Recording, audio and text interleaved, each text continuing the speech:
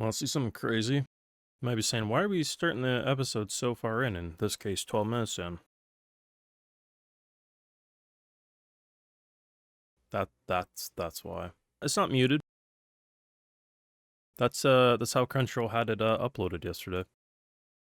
It was okay, and then it just broke. Look at that.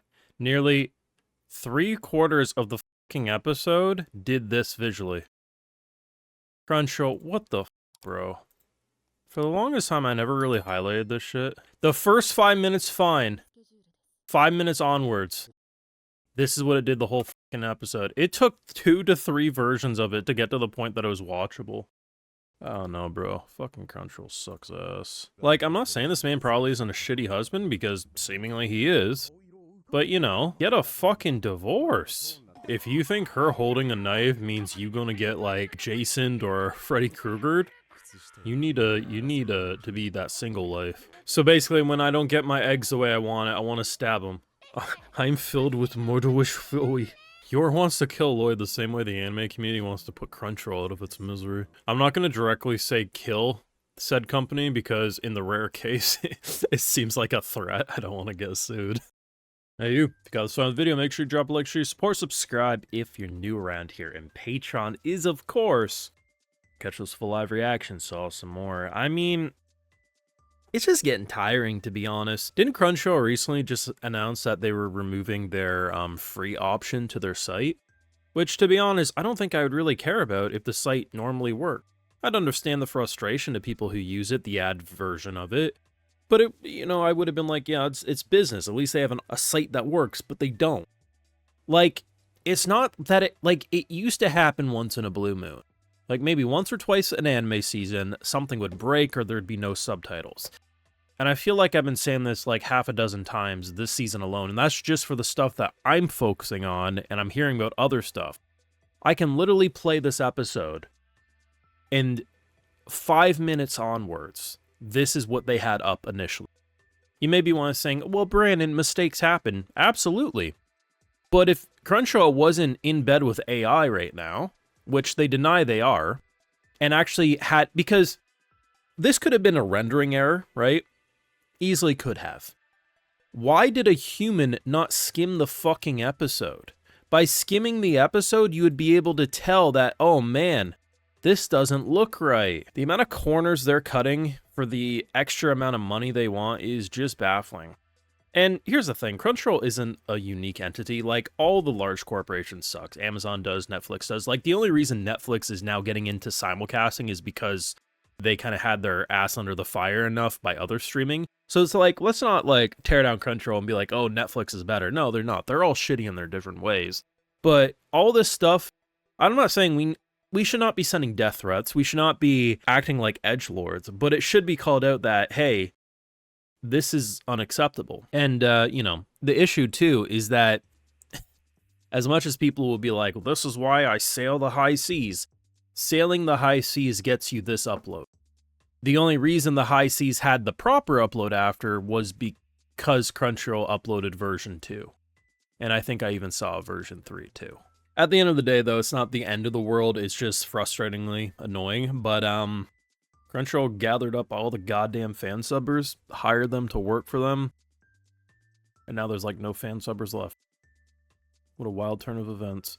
Thankfully, the episode of Spy Family made up for the frustration of having to wait to watch it and everything like that. But one of my issues with this latest season of Spy Family has been the lack of Yor. Honestly, it's been a common issue for me in general, the lack of Yor. I honestly feel like the author probably doesn't know what to do with Yor as easily as they know what to do for Anya or even Loid.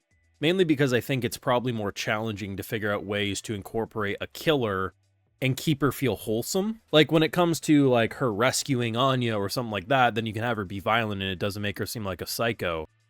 But I do think an episode like this highlights the fact that you can have a lot of fun slice-of-life shenanigans with her and her coworkers, and that nervous Nelly energy, and I think it would be a really fun addition that hopefully in a season 4 we get to see more of. Because essentially we have this whole thing where she's hyping up Loid, and everyone's like, no one has a man that good, and I'm like, Jesus Christ, everyone in this fucking show is, marrying the wrong person.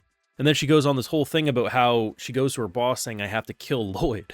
Like, Ted Ass is like, I need to kill, only for her to realize that actually I don't want to do that. It's really funny because they take it as like this joke, but you know, had she been a slightly more sober, like she still would have needed to be drunk, but if she was slightly more sober than she was, she might have actually walked up to her boss and asked that.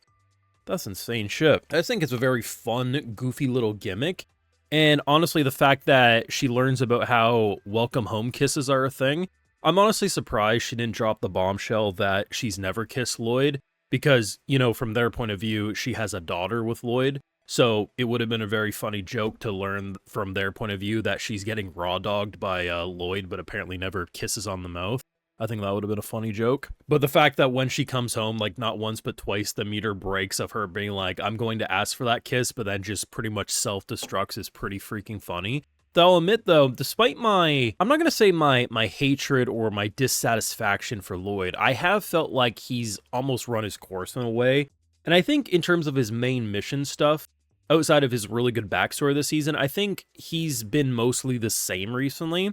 So having more of the therapist role was a fun addition, especially because it related to a teacher at Anya's school who basically put all of the issues in his personal life onto the bus jacking because he couldn't face the truth that he hated his wife.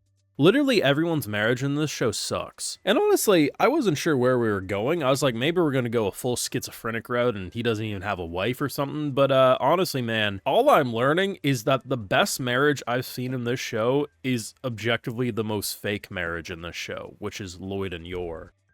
Though, honestly, teamwork makes the dream work. I guess when both parties are trying to fake it till they make it, it makes something truly beautiful. Though I will say, one of the more unexpected things is Damien's lackey. So there's like a couple minutes after the credits. Buddy is, I guess, super into space, as is Anya.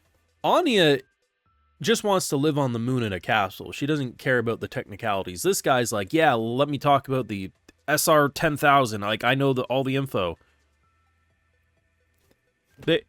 They somehow became best friends.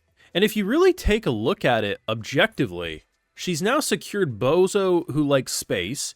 Damien's, you know, despite his hostility, still also pretty infatuated with Anya.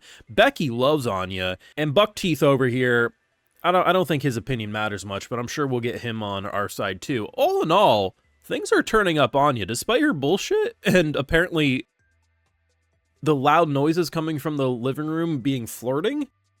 Anya's actually doing pretty good for her role, all things considered. All in all, though, this was a very satisfying episode. It felt like one of the more refreshing episodes because it didn't try to drop dramatic bombshell, it didn't try to do emotional damage. It was really just seeing both work sides of the family's life in a very fun and new way that we haven't really seen this season. Because the only stuff we've really seen of Yor's work life was in previous seasons.